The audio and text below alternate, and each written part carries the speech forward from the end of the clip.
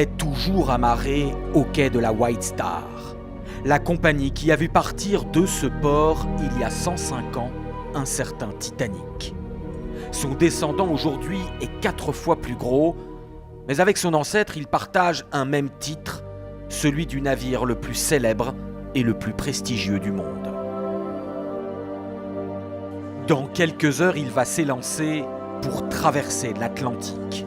Une ligne droite de 7 jours, sans escale et aucun bout de terre ou ravitaillé.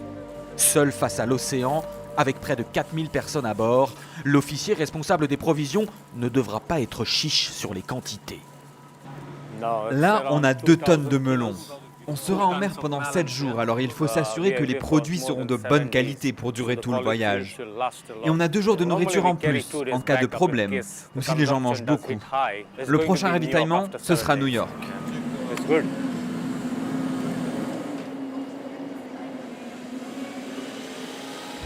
À l'intérieur du paquebot, l'équipage se prépare à accueillir les passagers. Le personnel de chambre vérifie que tout est parfait dans la suite duplex. 200 mètres carrés, chambres, plusieurs salons et terrasses. Prix 30 000 € pour 2 personnes. Ce sont nos suites les plus luxueuses. Les clients ici payent très cher, donc il faut que le service soit exceptionnel. À terre, des milliers de valises attendent d'être embarquées par ordre de cabine très précis. Dernière mesure de sécurité avec ce scaphandrier qui va discrètement inspecter la coque du bateau. Et enfin, les premiers passagers à 2 et à 4 pattes peuvent emprunter la passerelle. Dorian d'Allongeville, lui, a attendu ce moment depuis des années. Je suis né à Saint-Nazaire. J'ai vu construire beaucoup de paquebots, même si ce n'est plus des paquebots pour les compagnies françaises.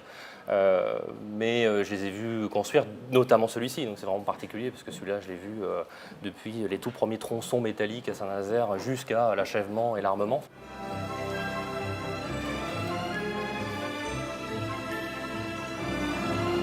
Oh, bah, évidemment, je crois que là, on est tout de suite plongé dans l'ambiance.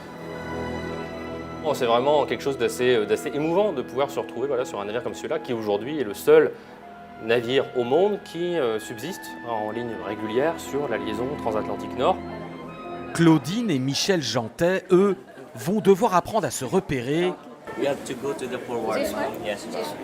dans le dédale des 13 ponts du navire avant d'arriver à leur cabine.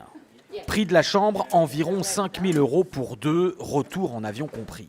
Ce couple de grands voyageurs a déjà effectué plusieurs croisières, mais encore jamais de transatlantique. Pour le moment, on ne se rend pas compte qu'on est sur l'eau. Mais c'est une chambre d'hôtel, une jolie chambre d'hôtel.